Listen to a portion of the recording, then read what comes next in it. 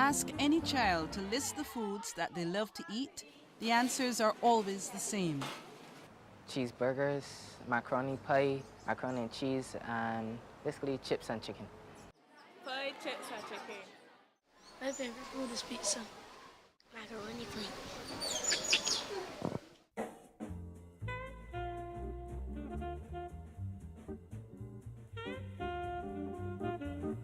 So popular are these foods that they're to be found on almost every school canteen's menu. It's a concern for the Ministry of Health, particularly because of the link between a high-fat diet, obesity, and chronic disease. We had done a survey in 2000, food consumption survey. We found the alarming numbers, a large number of adults over 18 were obese and overweight. And as you know, you don't get overweight overnight. So it suggested then that a number of children, school children, are overweight and obese. And even from looking around, from observation, you can see that we have a problem here with our children and adults. This prompted the National Nutrition Center to take a closer look at what school children were eating on a daily basis from school canteens. A survey of the foods that are sold at canteens in schools include the common ones, the most common ones that are consumed every day. Macaroni pie, French fries, fried chicken. Also the beverages like sweetened fruit juices and soft drinks that contain lots of simple sugars. So with the consumption of these foods on a daily basis, and with limited activity, is predisposing these children to become overweight and obese. In an effort to reduce the fat, sugar, and sodium content in these meals, the Ministry of Health has joined forces with the Ministry of Education. Together, they've come up with guidelines aimed at making school lunches healthier. So what we have looked at, we tried to take the same menus, the same fried chicken and the macaroni pie, and try to make them healthier. For example, you can make a macaroni pie, for example, by adding more vegetable, like pumpkin or butternut squash, and then reducing the amount of fat and using a more low fat into the recipe. Also with the shepherd's pie, we have decided to add more fiber like peas and beans and vegetables into the pie to make it more healthy. And also we want to use water as the choice of beverage rather than the sweetened drinks and the sweetened juices.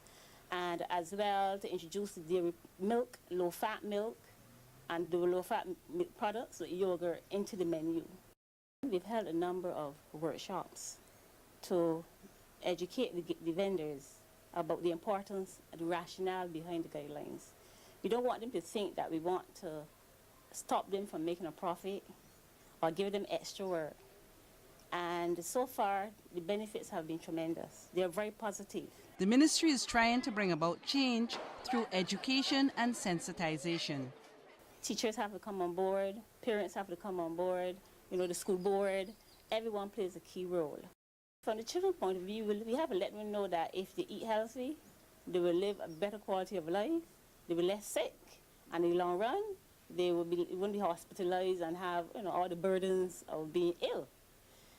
We find too that children who are well nourished grow well, and also they learn well. You find that their IQ is good, and they tend to perform better at school. Good eating habits start long before children reach school age. Mrs. Broome says parents have a vital role to play in encouraging healthy eating practices. Feeding habits start very early in life. So what you learn early in life will determine your outcome as an adult.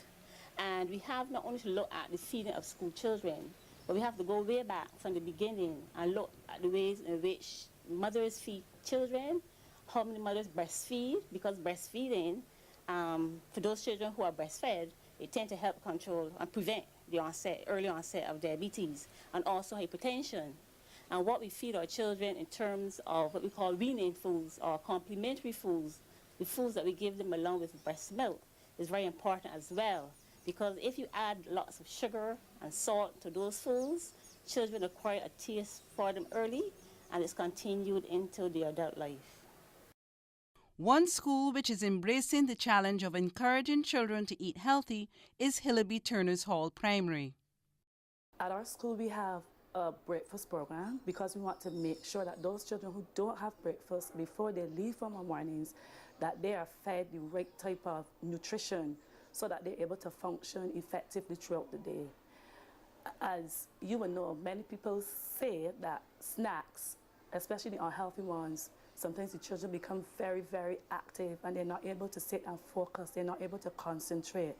So along with the breakfast program, we encourage the children to use healthy snacks and lots of water too, so that they're able to focus and concentrate on the daily learning activities. Wednesday is Healthy Snack Day at Hillaby Turner's Hall. Response to the initiative, introduced in 2007, has varied over the years. Initially, the response was overwhelming. We found that most Wednesdays the students would have had a fruit in their bag or a healthy snack. It still goes on, but you'll find that the interest has waned a bit, but we are redoubling our efforts now to get it back on stream. So again, we're encouraging the parents and the students to bring these fruits and the healthy snacks to school on Wednesdays. Some of the children shared why eating fruit is important.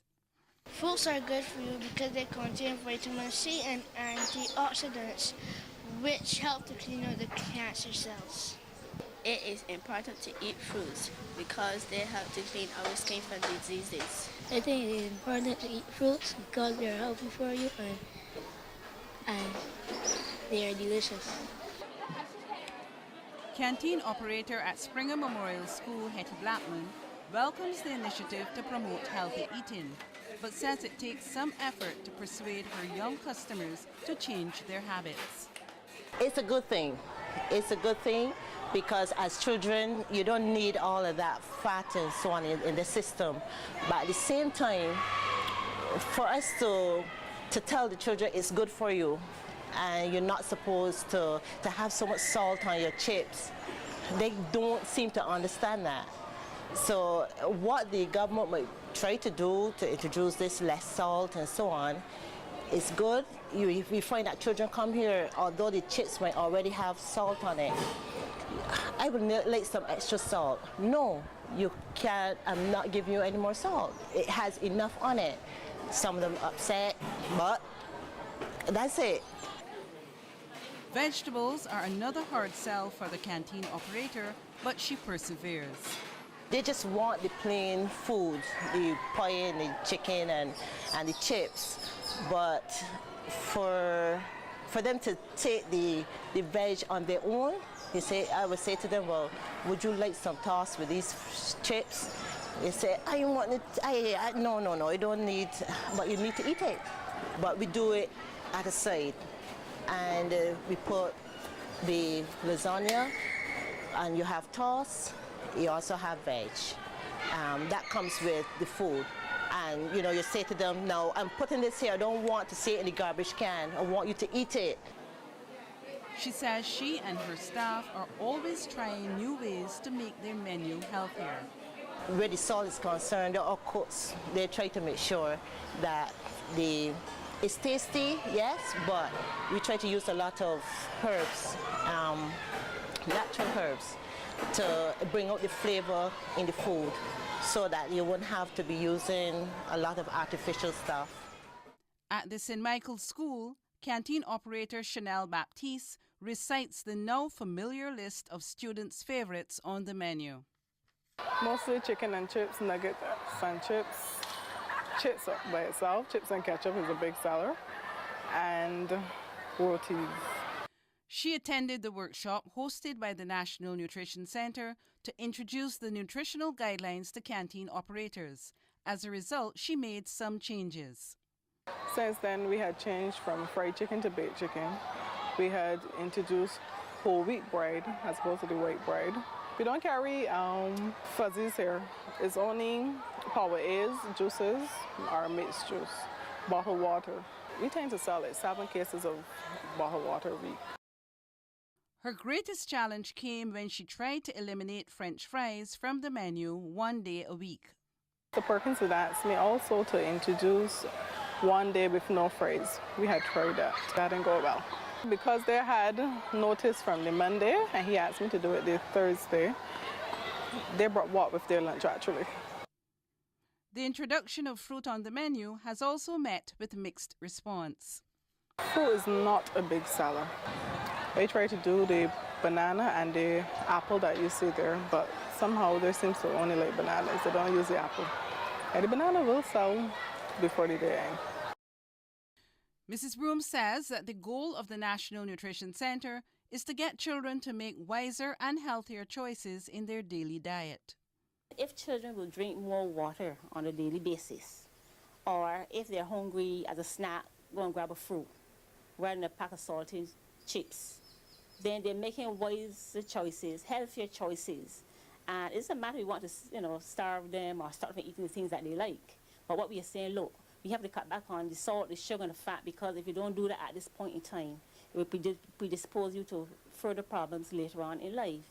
And as a result, we can't afford that. These chronic diseases and the implications pose burden on the individual, on the family, on the community, and the entire country.